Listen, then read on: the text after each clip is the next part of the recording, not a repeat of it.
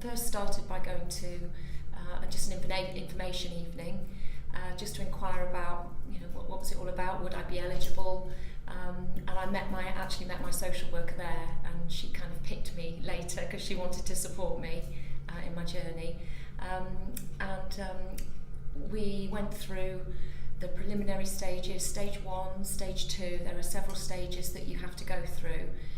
I wouldn't say it was the easiest thing I've ever had to do, because it's not. It is extremely intrusive, and they need to know, social services need to know everything about you to make sure that you are the right person for the job of being a parent.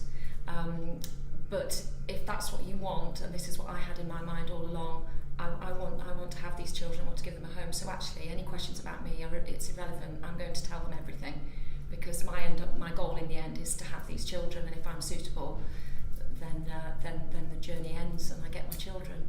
My main challenge to start with was attachment issues, and I think that is probably the case for a lot of families.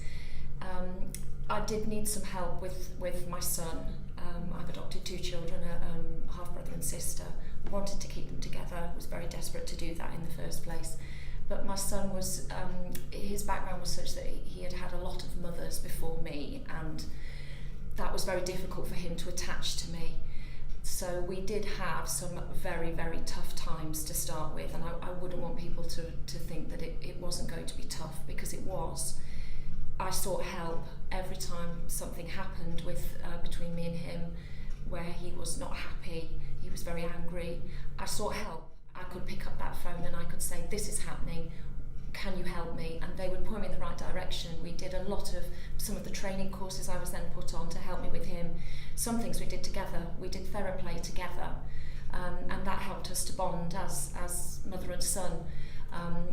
Now I would say that those difficult times, which last quite a while, actually are worth every minute, because now we are closer, I think, than we would have been without that support, without those courses, without those difficult times, because that's what's helped him to trust me and to see me as his mom now. So we are actually a really close family.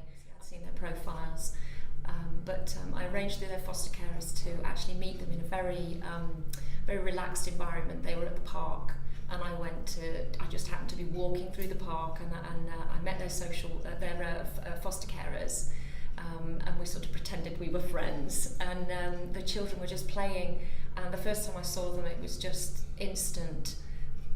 These children are absolutely for me. I'd already decided on paper, looking at what they loved and how much we had in common. But as soon as I saw them, I knew that they were going to fit into our family, and we were going to be a smashing little family. I can still contact, right from the start, I was able to contact my social worker 24/7.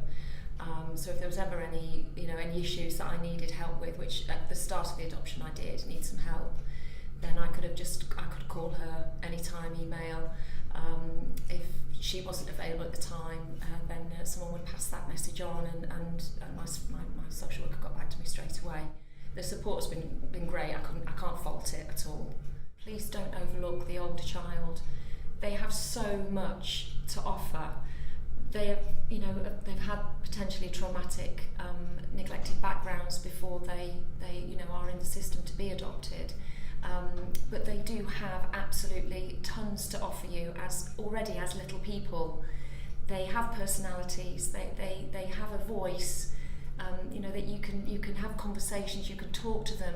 Yes, they have a past, but as long as you're very open with them, as much as you can be, they are so fulfilling. They are definitely little people to not be overlooked for the baby. I looked at all sorts of ages, but the fact that my 2 were older when I adopted them, they were 6 and 8 at the time, they have been massively fulfilling for us as a family. So please don't overlook the older child. They have so much to give you.